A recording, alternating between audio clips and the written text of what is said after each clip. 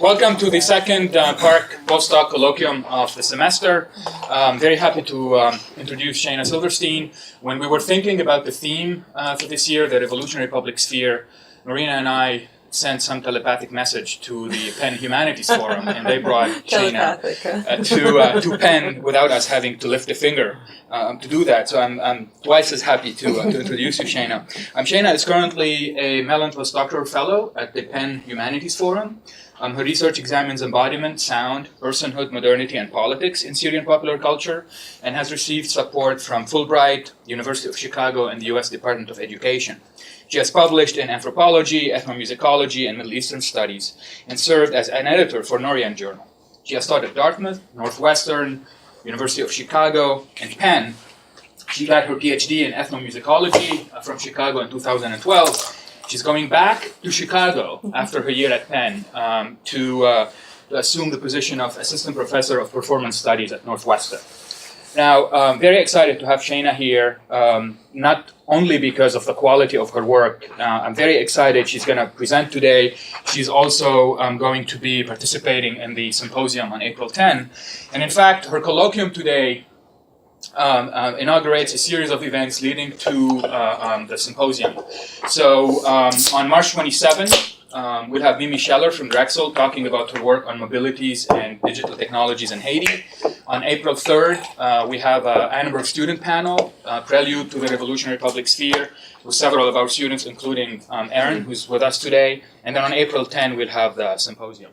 So Shayna, the floor is yours. Oh, thank you very much. I'm excited to be launching this, though I think you've accorded me a role that I haven't didn't sign up for. At any rate, it's really wonderful to be able to talk with you all today, and I'm eager to hear your comments and get some feedback for this work in progress. So I'm trying to think through some ways to conceptualize what is going on in Syria and how that might affect all of us in the work that we're doing.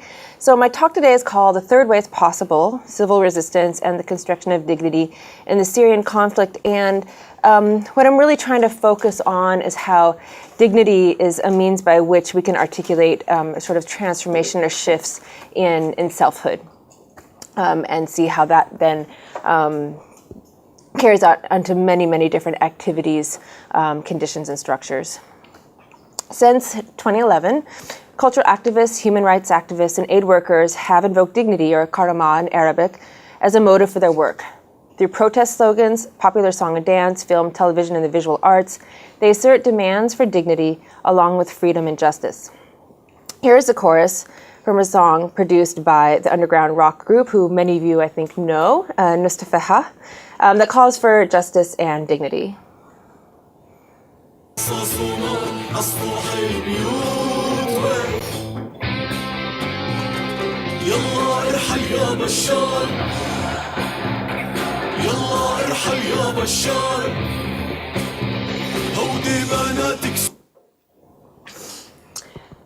The concept of dignity is also circulated on social media platforms.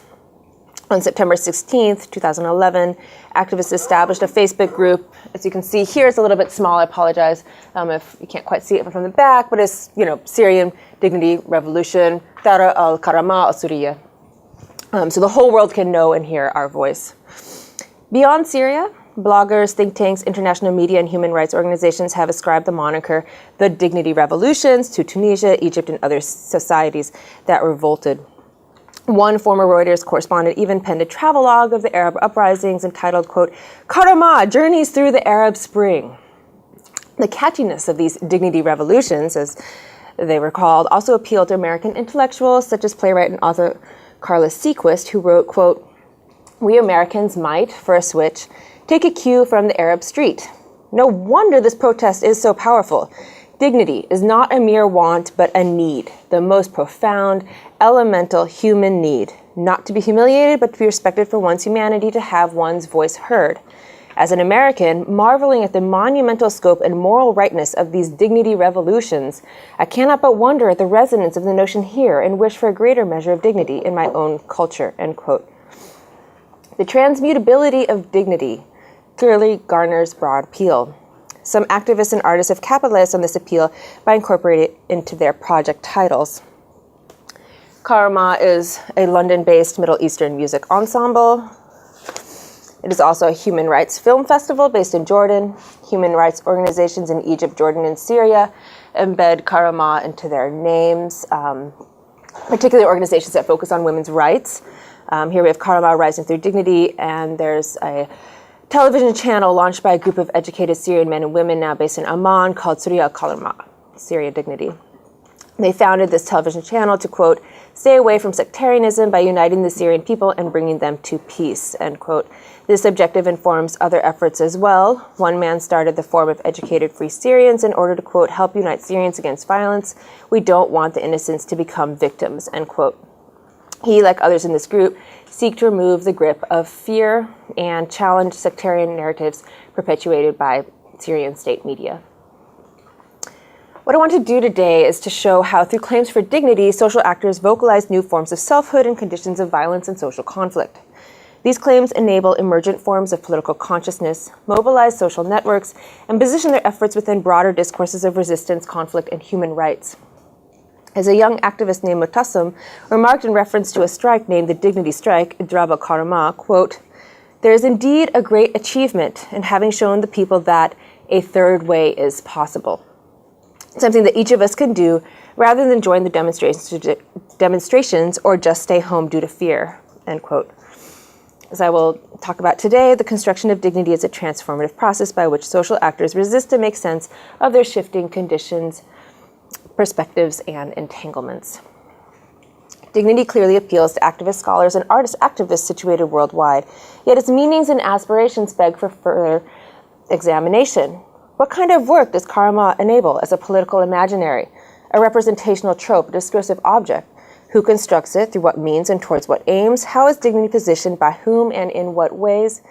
Rather than assume dignity as a social fact, I will contend that it is relational and that this relationality can help us to better understand transformations of selfhood and sociality in the Syrian conflict, as well as the forces that shape these processes. In her introduction to Music, Politics, and Violence, Susan Fast remarks that the opposite of violence is neither peace nor nonviolence, but empowerment. And it follows that dignity is a performative process that empowers social actors entangled with modes of violence, from ordinary and structural to exceptional or spectacular.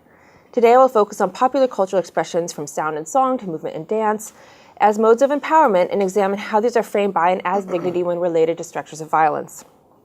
Rather than consider cultural expression as therapeutic, healing, and somehow beyond the facts of violent social life, I view it as implicated in the same social and political processes that produce violence and disempowerment. The intersection of dignity, cultural expression, and violence thus encourage us to think about how dignity bears performative, productive, and signifying meanings that shift in relation to specific formations of culture and violence. I'll start with a brief overview of violence, subjectivity, and embodiment in a Syrian context, and then examine popular expressions at protests focusing on nonviolent civil disobedience phase of early 2011.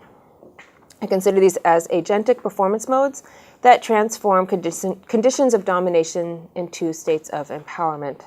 And then complicate these performances of dignity by turning to social media clips in which the same cultural practices bear contradictory meanings among different factions of the conflict. Then I'll move to two songs produced at the end of 2011, a period that has been identified as an outburst of creative dissent. And there I argue that dignity emerges through memory acts, or imaginaries of selfhood projected through collective identity, that seek to restore the loss of respect, honor, and self-worth. In the remaining time, I want to touch briefly on the role of dignity during the most recent phase of civil resistance, looking at the emergence of cultural development projects for Syrian refugees since 2012 as a mode of civil resistance. These projects utilize dignity as a discursive trope that positions them within expanding networks and resources of global capital. Some background on Syria, which many of you might be familiar with, but I'll go ahead and go through to make sure that we're on the same page. Syria has been a violent state since before Hafez al-Assad assumed presidential power in a Ba'athist party coup in 1970. Under his authority, Ba'athist Syria was ruled by the fist and by symbolic tactics of coercion. From the regime's perspective, detainment, beatings, and torture were mechanisms for domination. Each Syrian knows at least a friend, colleague, a family member currently detained. During my fieldwork, which took place between 2004 and 2008, I also became aware of friends and contacts under arrest without jurisdiction. State violence gave rise to a situation of crisis and instability that made oppositional movements unimaginable. This state of emergency persisted well into the 21st century and was only recently repealed by President Bashar al-Assad. Nonviolent protests and demonstrations broke through the fear and paranoia that had paralyzed Syrian society for decades under the Assad regime. Protests began in March 2011 in Dara, a rural town in the southwestern Hauran plain that is typical of underserved regions. They then spread to all areas of the country. Early resistance efforts cut across class lines and gained support from many urban professionals and parts of the business establishment. Though many Syrians perceived the regime to favor the Alawi community, and though sectarian incidents continued to multiply, the opposition included people of all communal origins. In the first months, street protests rose to 920 different locations in 1 week, but protests declined to fewer than 300 in late 2011. The regime had successfully divided local communities, and crackdown became more harsh, pervasive, and effective. Armed loyalist militias were allowed to kidnap, loot, rape during home invasions, and traffic women to rape farms. A close friend from Latakia, a region on the northern coast, wondered if the country could ever recover when loved ones are lost. He wrote to me, quote, "The bad thing is sometimes you talk for an hour with somebody, but in vain. He hates the other. He thinks that tanks should deal with those people. I'm sometimes into discussions where I keep silent because there's no values in common that you can build on in a few sentences," end quote. By attending strikes in the context of decades of state terror and violence, anti-regime protesters in 2011 risked beatings, detention, torture, and intimidating threats to family and friends. The acts of violence that occurred at demonstrations and strikes were part of these rituals. As recipients of violent practices, protesters became enmeshed in a dialogic of power and transformation that has had profound effects for political consciousness, and agency. In a highly charged atmosphere of domination and crisis, protests became rites of passage that served as vehicles of entry into underground political leadership and shaped the formation of new political subjectivities. Violence became recognized as something radically different, as experiences of transformation and empowerment, rather than as humiliation and pacification. Author Samar Yazbek wrote about one of these moments in her memoirs of the first months of the conflict.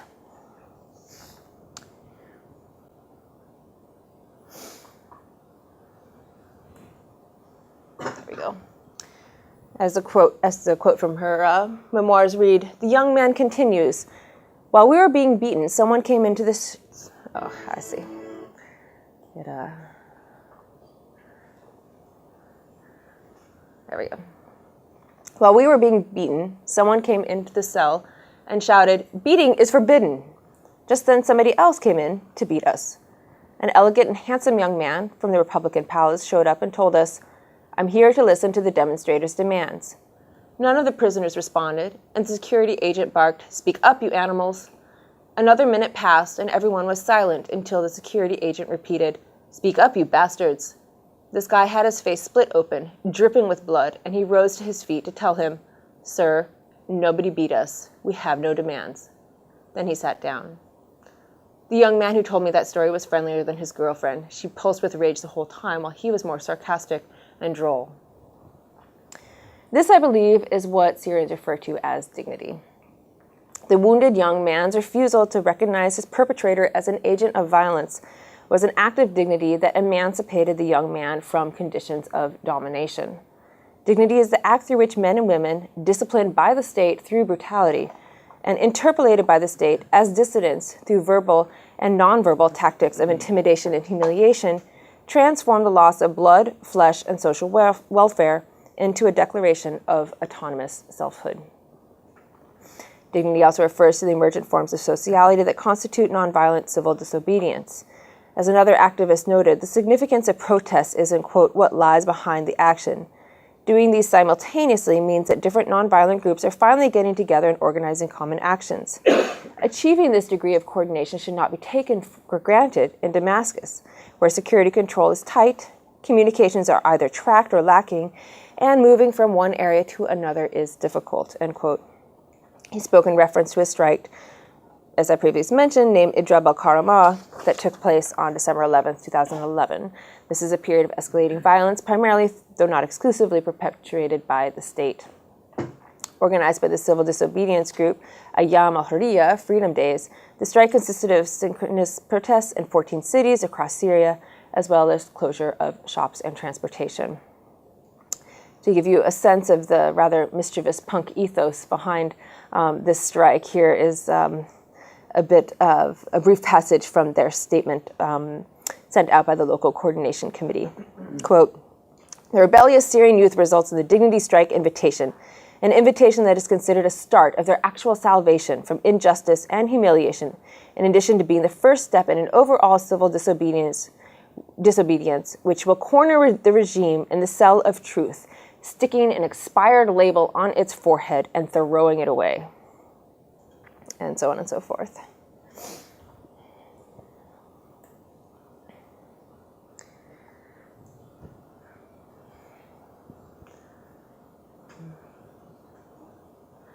Sorry, there seems to be a bit of a translation gap between the computer and the projector. There we go, okay.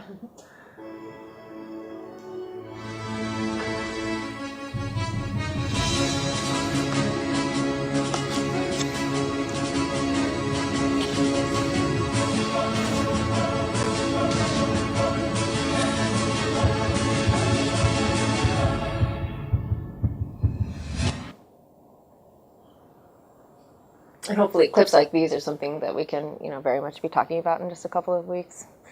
How these all come together in the public sphere. Moving on. Slowly. Well, in a few moments, a very provocative, eloquent, brief statement by Professor Hassan Habas, who's a professor of drama based in Damascus. Sorry.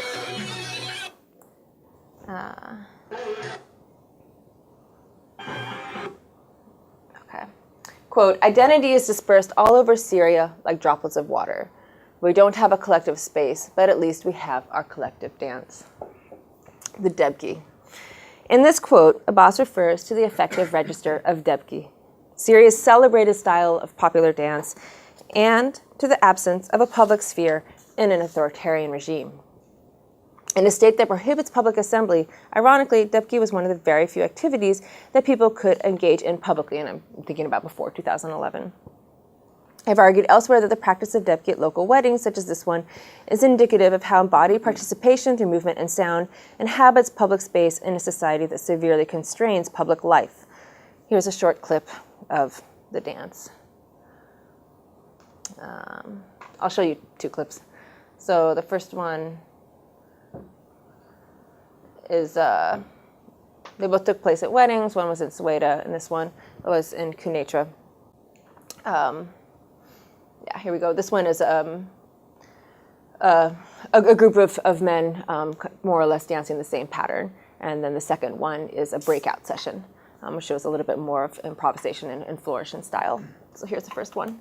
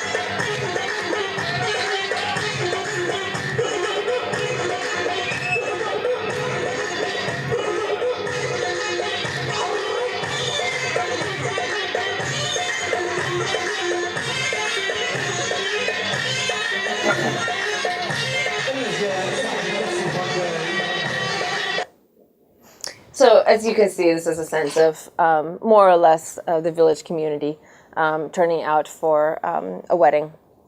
And this kind of activity, the Dabke, would take place from the sundown till 1 or 2 a.m. So these are very brief clips from extended events or haflat. With this in mind, let's consider Dabke at protest events. For a while now, Western artists, curators, and press have celebrated how Syrians are reappropriating creativity. They've heralded the outburst of creative dissent in Syria as indicative of a major shift from cultural production long monopolized by the regime and driven by elites. At the 2012 Marrakesh Biennial, film curator Rasha Salti made a motion to include popular dance in these processes. She remarked that, quote, one of the most surprising features of the insurgency was the dancing. Invariably, in freezing cold and excruciating heat, at night and during the day, and even in some funeral processions, insurgents danced at Dabke, a countryside folk tradition common to the Levant in myriad varieties, performed as celebration. Syrian insurgents perform a version of the Dabke where dancers stand side by side, their arms stretched on the shoulders of one another, forming a chain of solidarity and moving in synchrony, end quote. Salti suggested that embodied practices such as these indicate the, quote, revival of the body, end quote, through its, quote, real unmediated presence, end quote. She translated this phenomenological presence into the Arabic concept of wujdan, or an existential way of being in the world, and contends that it is the crucible of a sui generis subjectivity in the Arab world.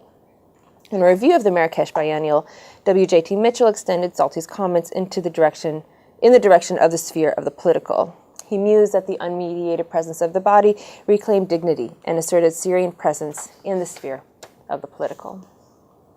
I would counter, however, that these are rather reductionist claims that express a desire to create effective alliances with the Arab street. They perpetuate Orientalist stereotypes and demarcate the unmediated body as an aesthetic object rather than as a mode of agency. Instead, we might consider how insurgents choose to ritualize and stage collective movement, specifically in ways that subvert commonly held meanings. For instance, Dabke translates as the stomping of one's foot on the ground.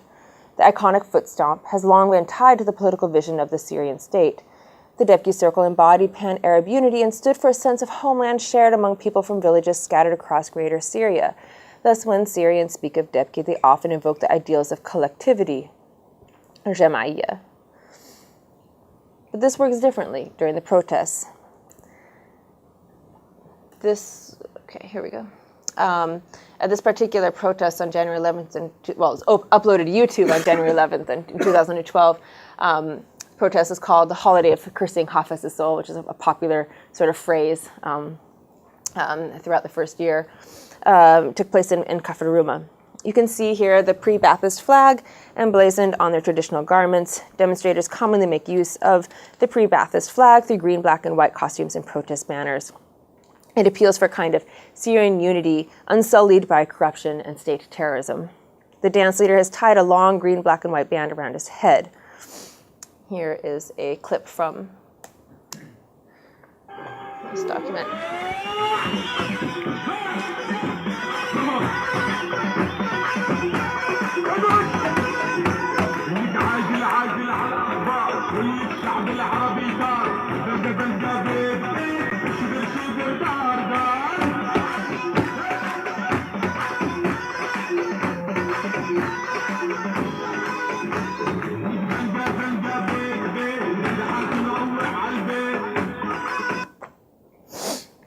The symbolic power of these movements cannot be underestimated. The flag and the Dabke dance subvert a lexicon of nationalistic symbols that have been developed by the Ba'ath Party since the early 1960s. By draping themselves in the pre-Ba'ath flag, protesters invoke a sense of unity that harkens to a time before the consolidation of diverse ethnic and religious communities under the Ba'ath regime. This repositions collective identity as specifically that which opposes the regime. Dignity therefore emerges not through the unmediated presence of the body, as suggested by Mitchell and Salti, but rather through the theatrical staging of Dabke that itself transforms political subjectivity. Additionally, we might consider Dabke practice as an action or behavior whose movement politics are framed by the scenario in which it is performed. I turn now to two examples that will hopefully complicate the notion of dignity as a position exclusively commanded by anti-regime actors. In a video posted on June 15th, 2013, approximately 13 police officers, Dabke, in a security compound as other officers watch or record the line dance with mobile phones. Notice here how the lead dancer, or awal, rotates a police baton in his free hand rather than the typical rosary beads. The second dancer, Tiani, clutches a gun while grasping the grip of the lead dancer in the same hand. Other participants interlace fingers while shifting between several different hand-arm positions throughout the brief clip.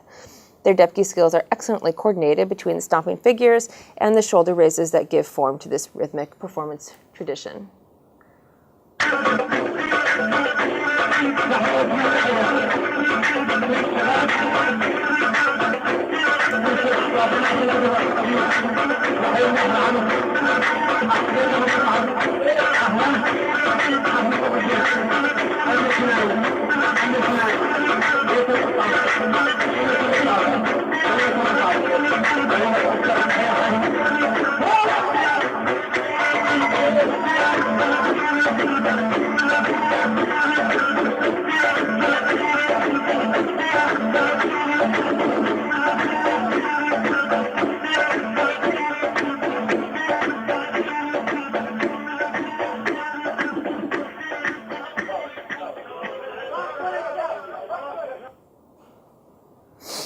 Certainly, this is a display of masculinity, cultural competence, and authority, like other instances of Dabke in ordinary life.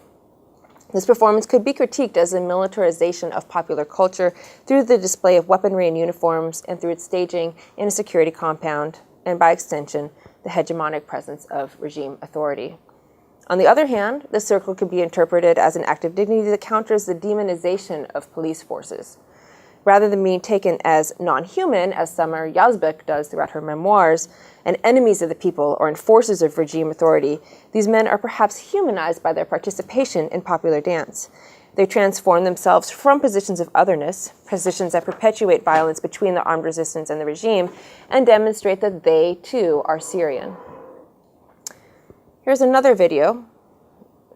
Okay, I have my dates flipped. This uploaded on October 11th, 2012, I believe, of Free Syrian Army fighters Dabkeing on a street corner.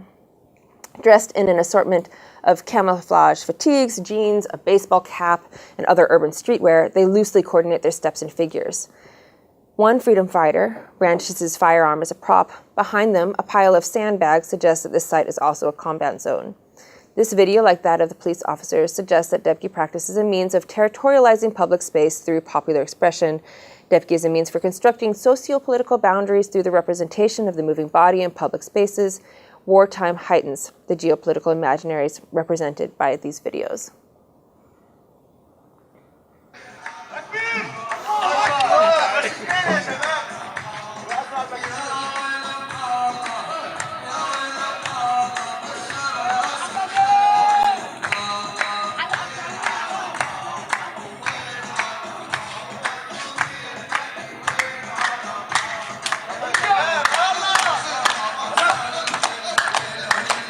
Worst so far.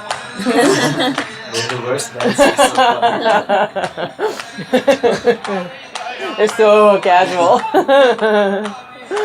I know. I love the contrast between like the discipline of the police officers and then these guys that are kind of taking a smoking break, basically. If you look here at also the caption that goes with this video that whoever uploaded it to YouTube put on there, Al-Qaeda don't dance, but Free Syrian Army does. Freedom fighters take a break. There's a specific agenda suggested here. The title refers to the enmity between jihadists and secularists, if you will, a tension which is often negotiated through polarized positions on the ethics or morality of music and dance.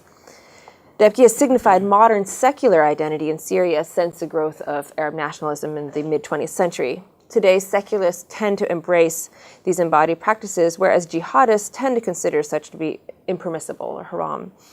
Debates over the use of music, song, and dance in anti-regime efforts proliferate in the comments section of social media as well as religious satellite media. Second, the video is supplemented with a record of human rights abuses throughout Syria according to information supplied by local coordination committees. While the video's producer, a citizen journalist like many, remains anonymous, the symbolic maneuvers at play here are clear. Freedom fighters defend civilian targets of the regime against human rights abuses and protect their honor. They restore dignity to those violated by the regime. What these examples perhaps have in common is that they indicate how political subjectivities emerge in relation to each other through popular expressions. The protesters in the first example subverted symbolic forms of Ba'athist hegemony and defied a violent state through participatory movement. The police, agents of this violent state, manipulated public perception of state authority by practicing the dance of resistance. And the Free Syrian Army demonstrated their authenticity as Ibn al-Balad, or sons of the nation, by laying down their national arms for a Dabke break. Whether insurgents or protectorates, all these men position their sense of selfhood through embodied acts of dignity. Moving on to the second part, restorative dignity. One of the defining characteristics of the Syrian conflict is a tremendous outpouring of creativity via the web. Enabled by access to YouTube, Facebook, Vimeo, and other social media platforms, since mid-2011, amateur and professional creatives upload their projects for online audiences. I'd like to look at a couple of these projects as representative of what I term restorative dignity. This is a process by which people account for the loss of respect, honor, pride, or self-worth by reimagining collective identity through personal experience. These works produce dignity insofar as they restore a sense of temporal or spatial continuity for individuals. And this concept is derived from Svetlana Boym's work on restorative nostalgia in memory studies. Similarly, I contend that restorative dignity tends to reproduce the symbolic forms, such as myths, traditions, and icons, from which it emerges.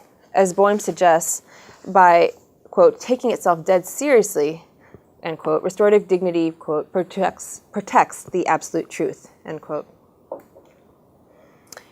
Yusuf Salem is a self-described singer and musician in his early 20s who uploaded several recordings to YouTube, Facebook, and Twitter accounts. This video captures him as a singer-songwriter.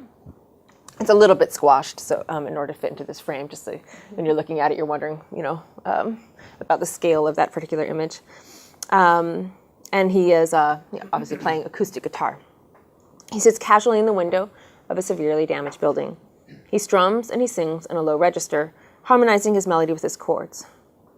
As you'll hear, a bomb goes off in the middle of the recording, perhaps intentionally, perhaps not, we don't know. Yet he continues without disruption. His eyes closed, he projects an introspective and sensitive temperament through his body language and lyrics. Here is a brief clip with the full lyrics to the left. Note how Salem projects a post-conflict Syrian imaginary through the use of Western instrumentation, harmony, and singing style.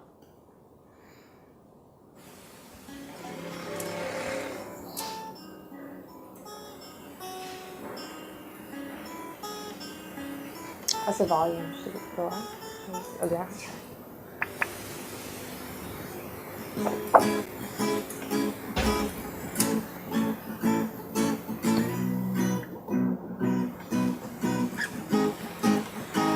دخلك يا يما طمنيني عن بيكي بالحال اخواتي كتير اشتقتلن رفقاتي دايما بالبال حكيلي كيف البيت اشتقلي لما خليت حارتنا والشيران للياسميني والله حنيت حكيلي يا قلبي ان شاء الله حلك لقلوب رجعت الدنيا أحلى الدنيا كلها زهور حكيلي يا قلبي قال الشمس معبية الدنيا والناس حبت بعضها نسيوا الولدانية قلب سوريا كبرولا. As suggested by his lyrics, Salem is overwhelmed with nostalgia for his homeland, for his neighborhood. He imagines a future in which Syrians have recovered from the conflict. He conjures spatial imaginaries of streets and landscapes and restores a sense of loss by recalling family and friends. These sentiments are staged in a devastated landscape. This music video is a lucid example of restorative nostalgia insofar as Salem tries to pave over fragments of Syrian society with reconstructed memories of place and homeland. He maps personal memories onto national imaginaries. But there's more to account for than the construction of nostalgia. The representation of violence, albeit staged, not in the present, but at a temporal distance, is central to the symbolic code of this video. The visual effects of violence are displaced by pastoral ideals of sunshine and flowers in the lyrics. They have been forgotten by expressions of love, prosperity, and moral reclamation. The sweetness of singer-songwriter lyrics and harmonic accompaniment erase the shock and trauma of violence. Through music, Salem restores self-worth in a post-conflict Syrian imaginary. That is, he produces dignity. Moreover, he accomplishes this by layering Western popular music over Syrian markers of place. Dignity emerges through the otherness of Syrian violence. By contrast, the song Close Your Shops, O Nation, addresses shopkeepers of the Syrian nation. The title, which comes from a poem by the poet Fadi Gomer, refers to the resistance tactic of shutting down businesses to protest financial corruption. In a symbolic register, the female narrator begs male shopkeepers who represent those who profit from the war not to sell my blood for gold. She asks her addressees to recognize their own complicity in narratives of death. All who have died are your people. And apologies for the trying to cram all the lyrics onto one slide here. Moving images, as we can see, offer a montage of civil resistance from graffiti to handmade signs and collective action at protests that situate lyrics in the ongoing efforts of anti-regime activists. This video is more reflexive and critical than Yusuf Salem's. The narrator does not displace, forget, nor dehistoricize her sentiments. Rather, visual, allegorical, and musical fragments reconstruct national imaginaries in ways that recognize violence and destruction rather than erase or forget these experiences. Here's a clip.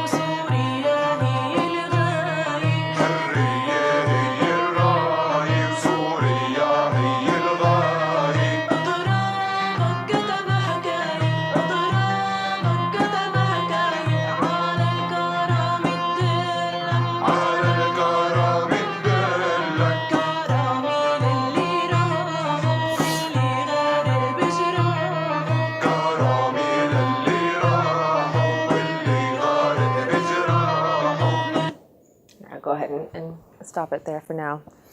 Classical Syrian musical forms, instrumentation, and style position the song's demands for freedom, justice, and loyalty to a domestic audience. In musical aesthetics, lyrics, and moving images draw exclusively on Syrian signifiers as a means to hold fellow Syrians accountable for their actions. This song envisions a national unity that is predicated on the transformation of political subjectivity. Dignity emerges through the self-realization of Syrian dependency upon one another. These two songs clearly work in strikingly different ways and towards different aims.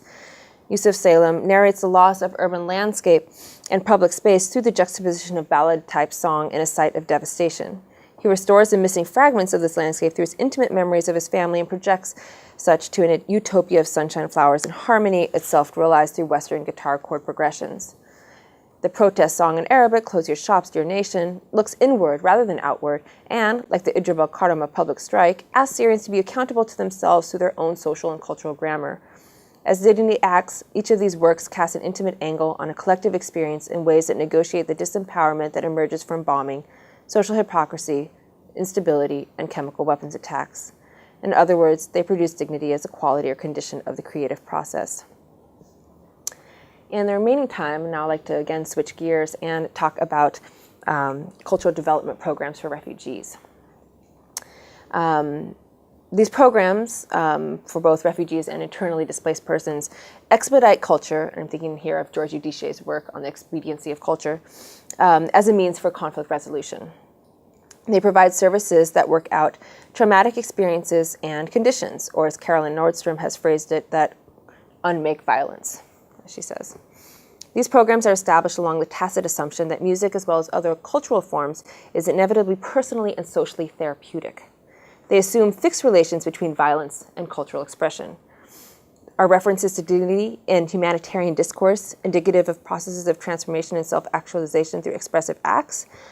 I argue that while humanitarian relief programs facilitate cultural work as a means to empower displaced persons and restore a sense of selfhood, ultimately fail to transform the socio-political dynamics that shape the refugee condition. For instance, an increasing number of volunteer and aid programs work directly with Syrian children, refugee children. They offer therapy through arts, culture, and sports. This is one pretty fabulous program actually called Al-Karama, Al-Bus Al-Karama, the Karama bus, the Dignity bus. It's launched by volunteers in the Idlib province on the western side of Syria, outside of Aleppo. The Karama bus began as a volunteer project and is now funded by the organization Syriat for Human Development. Caravanning in a brightly painted bus, which definitely looks like the one in their image here. Artists make weekly visits to displaced children in 6 refugee schools in and around Kafr Nabl. The 5 instructors spend about 3 hours a day at each school and have reached approximately 300 children between the ages of 1 and 11. They teach painting, drawing, photography, puppetry, arts and crafts, screen videos made by local activist groups, and lead sing-alongs. Reading and writing, workshops, and dialogue sessions support children's psychological welfare. One older girl refused to learn because she was embarrassed to be among a younger age group in order to learn how to read and write. After work with Karama bus instructors, she overcame her resistance to learning and now interacts healthily with children of all ages. Children are asked to think about the future and how to produce new images from violent images and vocabulary, and parents are given suggestions for how to raise awareness and deal with trauma, especially for children. Karama bus strives to help children find a safe place away from home, shelling, and blackouts. As well, the programs are designed to help kids from different villages interact in ways that help to abate further social fragmentation. Another program, and this was a program that I was involved with whenever I was in Syria, is called Bidna Capoeira. Established in 2008 in Damascus, Bidna Capoeira works across the Middle East with a special focus on engaging children in refugee camps in Raqqa in the far northeast province of Syria. They've since expanded also as well to Palestine. Capoeira is a Brazilian martial arts form that incorporates song, percussion, and movement techniques in a highly interactive encounter between 2 participants who are surrounded by all other participants in a circle, also called a roda. It has spread globally in the past 20 years due to local efforts by capoeira players and arguably projects an imagined alliance to the global south through its identity as a resistance culture. Bidna Capoeira was established by a sports trainer of Syrian and German background and a capoeira instructor originally from Algeria, who both arrived in Damascus from Cologne, Germany in 2007 to launch a pilot program. Working ad hoc out of a variety of fitness spaces and dance studios, the training sessions quickly gained some popularity among young Syrians with gymnastic and dance backgrounds, as well as Westerners studying Arabic in Damascus. Classes for Iraqi refugee children were also arranged on an ad hoc basis with transportation provided by the capoeira organizers. Bidna Capoeira consolidated as an NGO a year or so later and has not only sustained its activities but opened new sites in Palestine despite the departure of its initial founders back to Europe due to the uprisings and instability. In Raqqa, a Syrian named Pulo de Gato, or Jump the Cat, each capoeira player is given a Brazilian nickname, who himself studied under the founders of Bidna Capoeira. He instructs young children and helps them to gain physical awareness and movement skills while interacting with other children. A once physical and emotional therapy, capoeira builds child welfare at this IDP camp. And another example is the UNHCR, which, among many activities, organizes refugee rap for children in Syrian refugee camps, such as Kilis in Turkey. A recently released video promotes this rap as a window into refugee life in this particular refugee camp, which currently houses about 12,000 refugees. Young boys and girls of the youth movement of Damascus gather in a public use building and rap with microphones and mixers provided by the camp manager. One young female rapper shares that rapping gives us power and energy, rather than feeling defeated by the hardship stories that circulate around Kilis. While the publicity video does convey some sense of the refugee conditions in which this rap is performed, the mixing of musical performance and a festive atmosphere with serious issues such as refugee life confuses the purpose of the event. Here, the process of unmaking violence through therapeutic rap not only ironically detaches rap from the escalation of violence, it also encourages viewers to celebrate the apparent existence of global youth culture, here in the hegemonic form of rap, within the camps, rather than asking about or challenging why these children are now visible to the humanitarian community. What Karamabas, Bidna Capoeira, and Refugee rap share in common is the performance of dignity. Whether the performative act occurs as therapy or communications, these actions frame creativity as a means to empower refugees. However, the performance of dignity through cultural development fails to identify what took away dignity from these individuals. That is, what are the forces, the structures, the processes of disempowerment? It is also questionable whether cultural development can fundamentally transform the conditions that forces refugees to leave their homes and that perpetuate disempowerment. New social networks are being constructed by the discursive production of dignity. Such networks enable a new set of encounters with the global capital through cultural forms such as capoeira and rap, and via institutional actors such as the UNHCR. How this discourse of dignity, or the rebuilding of selfhood through an emerging set of actors and institutions, will impact and shape a different set of aspirations for Syrians remains to be answered. In conclusion, I've tried to set forth here 3 sets of questions. Does the formation of new identities through civil resistance mask, marginalize, or reinforce other social positions? In addition to what's discussed here, I'm thinking of prostitution, refugee camps, or the generation of high schoolers who are paralyzed by being in between, by the very transiency of being a refugee. Second, does the emergence of new forms of political consciousness depend on and reinforce longstanding relations? As Frantz Fanon has asked, must a black man be black in relation to the white man? And third, do different strategies undertaken by activists, while empowering in their different modes, actually fail to identify what took away dignity in the first place? The relationality of dignity offers an analytical framework to address these concerns and questions. There are, of course, many directions for further research, and especially in terms of reception and production, such as the clips that I played for you here today. As well, the fluidity of people as they continue to move around and seek different sorts of conditions for their life work. The practice of state violence enabled the construction of dignity as a conceptual framework for the opposition. Dignity arguably expresses this experience of political transformation and the emergence of new subjectivities as a discursive object by which social actors position themselves within the conflict. Dignity at once depends on the practice of state violence and the destabilizing regime authority. It is thus expedient as an ethical and political claim that mobilizes collective action and reframes local cultural practices and idioms from everyday routines to spectacular acts.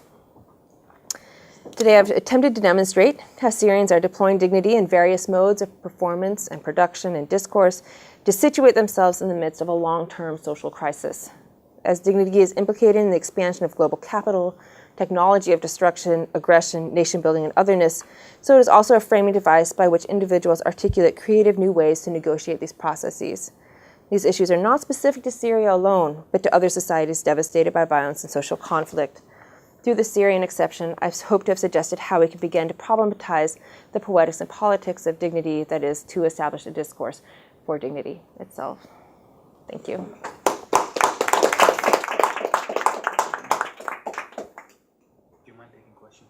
That would be great. Thanks.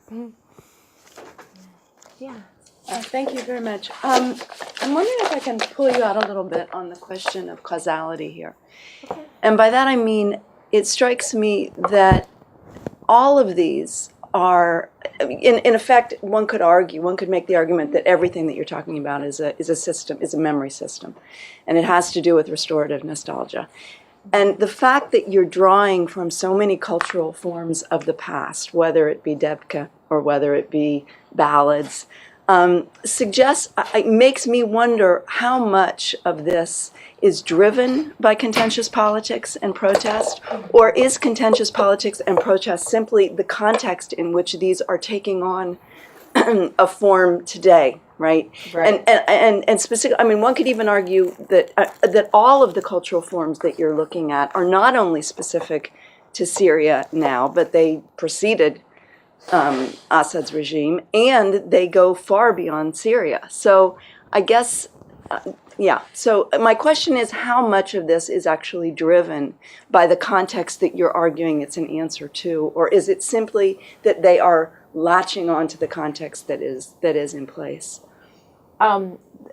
Before I fully address your question, I just want to push back a little bit and ask where the sense of pastness that you're talking about comes from. And you referred to specifically the Dabke and the ballads, and I would, because I hope I didn't misrepresent what Dabke is, which is that there is a presentness. Very much, this is a moment of the present. This is how it is a performative act. This is something that is very vital at any moment. It certainly has a history, and certainly is embedded in a lot of narratives that give it its meaning as a tradition. But it is not something that is being revived for the sake of politics that are occurring now. That's exactly my point. That it's not being revived. That it is. It has been there. It is out there. I mean, I know of versions of the Dabke that have nothing to do. Where I call it the Dabke, but I mean different versions, right? That have nothing to do with Syrian politics. And so that's exactly my point. That what you're describing is a kind of piggyback onto longstanding cultural forms, which is where the whole memory work comes from, in an attempt to address what's going on in terms of a creating or crafting a response to the political regime.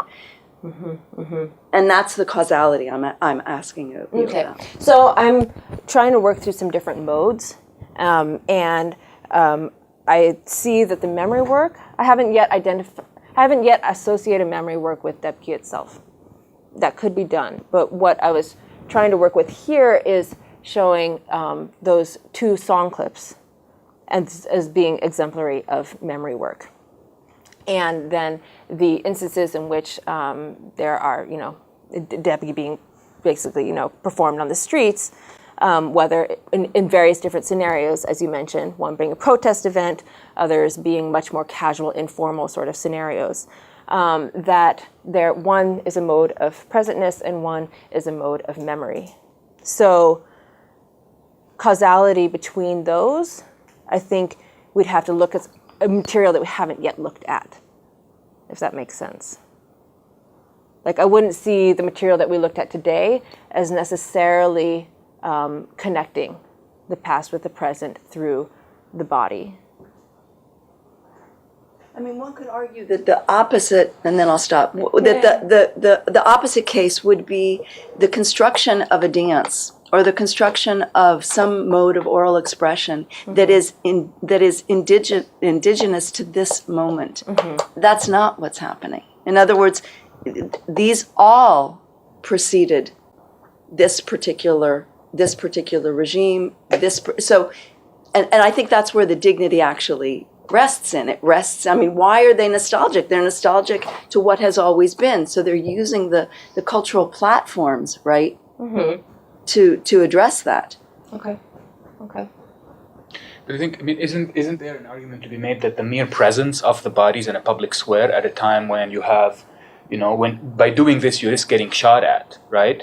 I would agree with you with the exception of the time when they're wearing the flags, which is to say that you're getting shot at, so you have a bunch of people standing around them, right? And I don't know the kind of the backdrop of this, how exactly, like it looked, the flags they were wearing, it looked like there was some sewing, some serious preparation. It was definitely not an impromptu thing, right? Yeah. It was staged, it was prepared.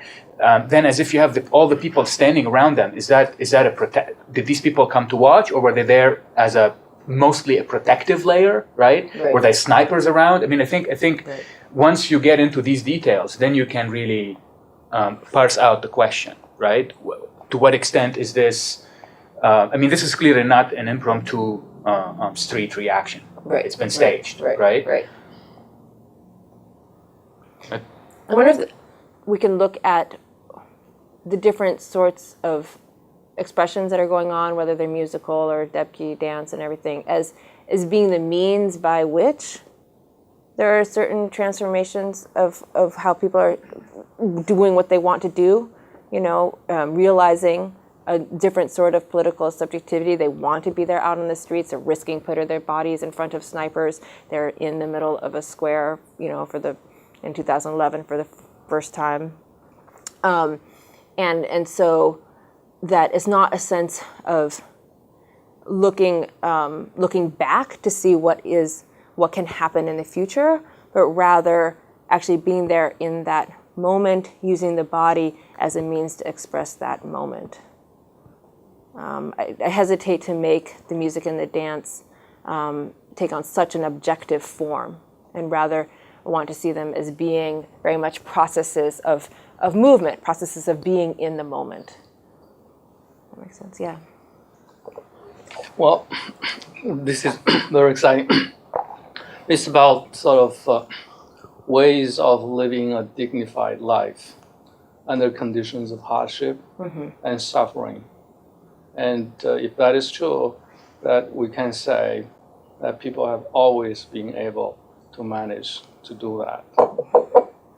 So my question is really related to the previous discussions about what's specific about this particular moment that you're talking about. Yeah. I think the point about I didn't know about the background, that possible violence around, but that helps. But I still would like to know more about what's really particular about these moments. Is the dancing and so on.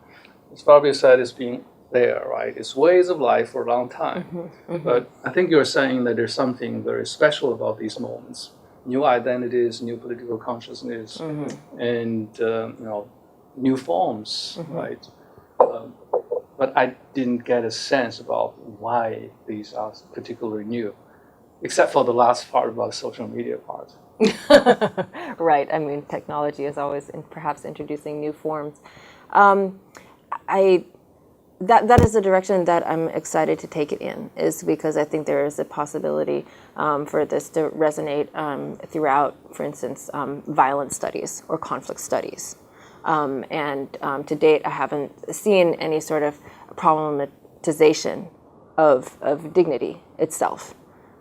So I am hoping to kind of unpack it a little bit, and what I'm trying to get at by even kind of framing this as a problem, as a question, is to say, is there a causality here? Does dignity presume something which doesn't actually exist? And this is not just in a Syrian context, but in any sort of condition of hardship or loss of social status or whatnot, such as incarceration here in the United States, right? And so is dignity itself then condition of causality? Does it happen after some sort of violent act or violent condition takes place? And so I'm then working with the particular material that I'm familiar with, which is the Syrian context, to try and see how it emerges. In terms of particularity of Syria, it's kind of popular usage. I haven't seen so much, and I'd love for eyes and ears about other people who are working, but I haven't seen it so much in other parts of areas of the Arab uprising. There's a lot happening, I think, in Egypt in terms of using this particular word, but it seems to be so much and so often evoked in the context of Syria that is why it also drew my attention. Another way in which it is often used is in sort of a broader Arabist discourse is to associate dignity with land, and to say that the possession, repossession, or claims for possession of land are something which both take away or restore a sense of dignity, particularly with Palestine, but then resonates more broadly across the Arab world.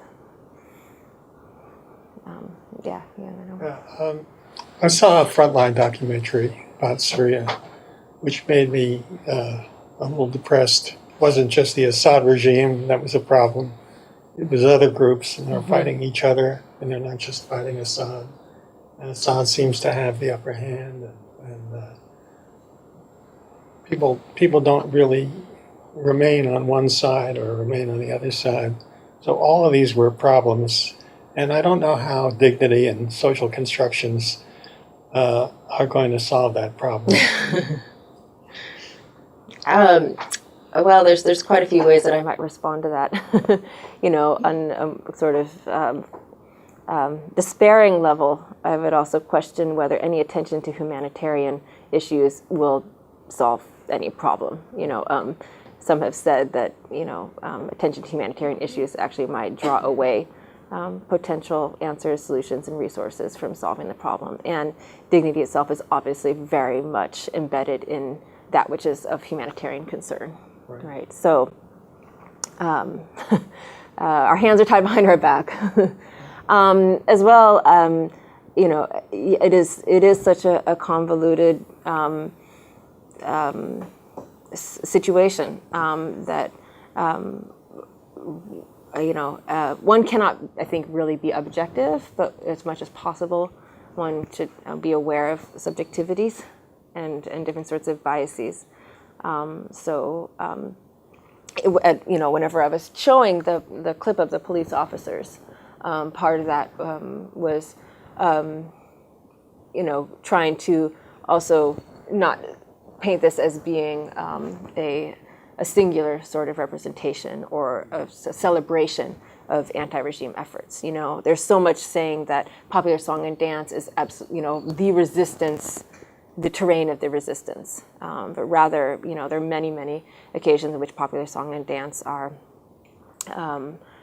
also facilitate support for the regime. There's many different angles and sides. To the credit of to your credit, that this sort of thing communicates to a wider circle of people. It radiates out. Where it occurs, the word spreads, and other people pick up on it and recognize that they have some kind of footing, some kind of ground, some place that they can stand on. And a lot of people are going to get killed in the process, but that's the price that you pay for asserting your own dignity and asking other people to join you. I don't think that there's a solution to this problem, but it's just something that moves things forward. Right. So I think that's the hope of many. Yeah, Omar? Like what I've read about dignity in relation to the Middle East, especially in political science, there's a lot of relating dignity to kind of like this Middle Eastern masculinity and collectivity in juxtaposition to democracy. So a lot of people would say actually the intention or the motivation behind the Arab Spring is not to call for freedom or democracy, but dignity in itself as an alternative to that. So for example, in the simplistic narrative of the Arab Spring, you get the emphasis on what's his name, Hamad Bouazizi, who got slapped by a female police officer, and his dignity was breached by this woman who represented authority, and he got so mad that he set himself on fire. So there's a lot of that talk about dignity as actually a motivation by itself, not democracy or political freedoms. So do you how do you with the emphasis on dignity, how do you think that would relate to the idea of freedoms and democracy? I'm sorry, so what you're trying to say is dignity in the frame, in the kind of honor/shame frame? Yeah. Okay. I just wanted to be clear. That's a good question. I don't think I can give it full justice, so to speak, right now.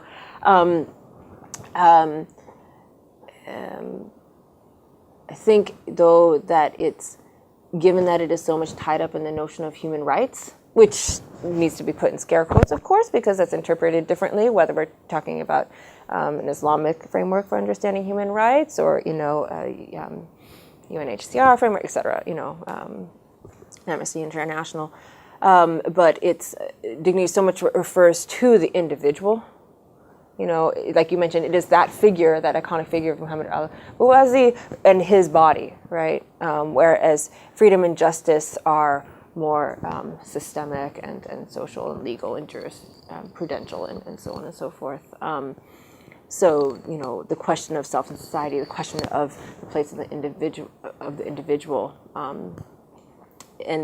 and that is also, I think, a direction that is terribly exciting, you know, because it then relates more broadly to the political science of, you know, of the Arab world and questioning the role of the individual.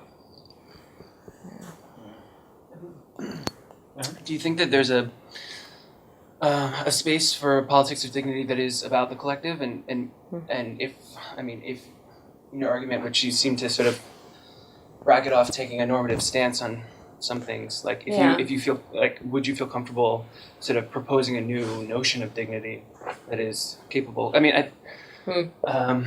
in the beginning you point to a quote from, I guess, a song that, or a story, the story where the guy's in the jail cell, Right. and he says, "We weren't beaten, we have no demands," and that's the sort of paradox of this version of dignity that you're talking about, I think. Right. So is it like, what is there a collective version that moves beyond that can identify the sort of structural issues that lead to forms of indignity? You know. That's a very good point. Yeah. I think it relates to the work on the public sphere that is going on. That, you know, that there's a certain imagined collective that can build up from these individual moments, as whether it's through stories or literature or whether through. This is related to your critique of the capoeira and the humanitarian camp interventions, which you consider insufficient. They had restorative dignity, but they didn't expose what was absent. They didn't expose the causation, et cetera, et cetera. So Exactly, yeah. the question is it possible to have restorative dignity that brings all of these things to bear, and what does it look like? It's a different, slightly related question, which is, so there's a kind of superficial restorative dignity that does some function, and it may be wanting in some way. Yeah. I think there is a possibility for that. I think the Arab song "Close Your Shops" nation does that more so than any of the other, you know, material that I talked about today, because it didn't try to gloss over certain sort of issues. It didn't try and excuse or mask some things that are going on. It was very very poignant, very acute. It's interesting that all the calls for strike, how I mean, this is a labor issue that became very politicized without being any kind of organized labor issue, right? It from my understanding, it was not any. It was not a labor issue. You're closing your shop not for any. Not for kind of social economic reason, right? But to send a signal that you're acquiescing with you're supporting the demands of the revolution. What I thought was fascinating when Omar made the joke about the Free Syrian Army being the worst dancers, he basically took it out of my mouth. But I thought this was very interesting, right? So there's a space, I think, for a paragraph or two about. So you have let's say Dabke is an expressive form in general, right? And so you have first the youngsters at the wedding, right? You have this vitality. It's clearly not rehearsed, but they've in that configuration, but they've done it so many times. And you have kind of vigor, virtuosity, whatever you want to call it, right? Especially when they start riffing on it at the end, going lower and wider, so to speak. And then you have the police, which was really very disciplined. It would not surprise me if this had been practiced and rehearsed. I don't know for a fact, right? But it looked really. I mean, you know, you have 20 cops with this sense of rhythm. I thought, and then you have the Free Syrian Army, right? I mean, the guy with the AK-47, he looked like he had just smoked a joint. It's just the disarray of the Free Syrian Army is very. So there's space maybe for a vignette of, do these suggest the actual prowess, the political weight of these different groups, or the effectiveness as agents within the broader revolution? I think this could be interesting. because it's so flagrant. I mean, you're seeing them one after the other. And Yeah, I mean, I would want to see somebody else put those two together, and because that juxtaposition that would be done as a researcher, I think it creates a sort of binary opposition that I might hesitate from necessarily doing, because it is such a caricature. I know. Yeah. I mean, it works very well, but it would have to be done, I think, very, very cautiously. Let's say it may not be rehearsed to me, because I thought this seems to be, and I guess this goes back to Barbie's earlier point, that there's such a tradition of music and dance and songs, and that somehow feels to me like it comes naturally to everybody, at least in that context. Right. I mean, I'm sure you've been at Haflat, where actually people are this coordinated as well. unless I'm with them. but was there such a tradition, right? Such a strong. Exactly. And I think that's important, because part of the story here is about the kind of cultural resources, cultural traditions, which enabled people to claim dignity in this kind of context. Right? But that tradition, that story of tradition, popular culture, seems to be in the background of your analysis rather than the centerpiece of your analysis. Right. No, I could bring it more forward. I could absolutely bring it more forward. Yeah, but to return to your point, I mean, I think maybe you can also see the methods of the Free Syrian Army versus the police coming through. You know, I mean, in uniforms, and you know that there is a sense of regimentation, there is a sense of precision that indubitably comes out of training. But it is also depends where they're from in Syria. Like if the police officers are from a village, well, that's a pretty basic. Like the Free Syrian Army, if they're from Damascus, like Damascenes usually suck at Dabke more than others. I mean, it's a rural phenomenon, right? Yeah, and to some extent it's classed as well. That's the other But issue. I would debunk those. There's so many people that are constantly flowing into Damascus that are, and back and forth between the rural and the urban. But it's hard to if you have a few samples to know exactly. Yeah. So anyway.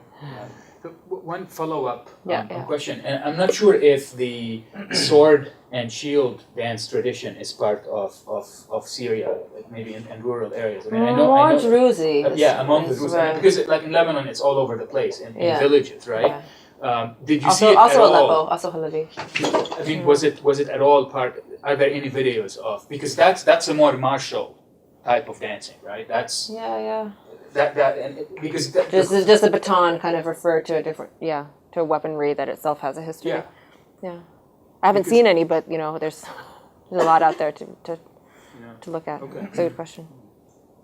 Other questions? Yeah. I noticed that the participants in the Dabke were all men.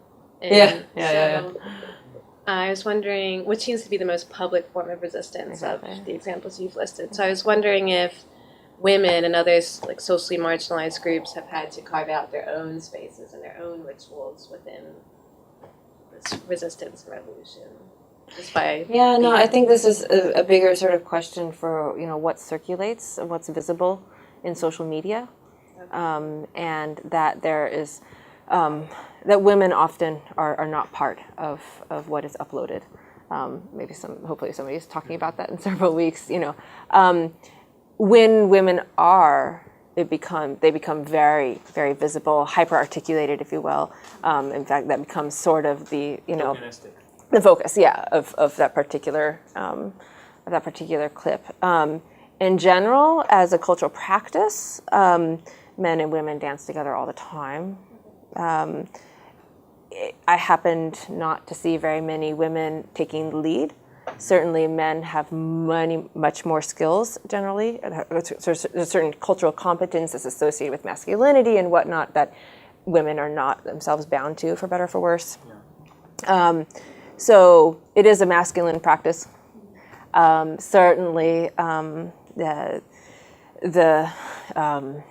uprising is something in which men are much more in the public sphere, and including that which is online. So, yeah.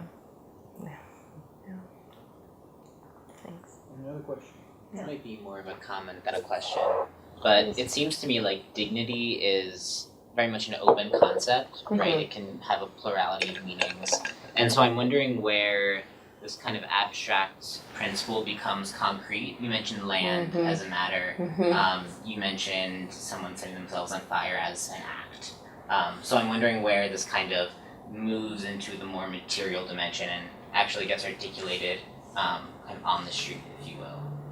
Yeah, I'm trying to trace that as well.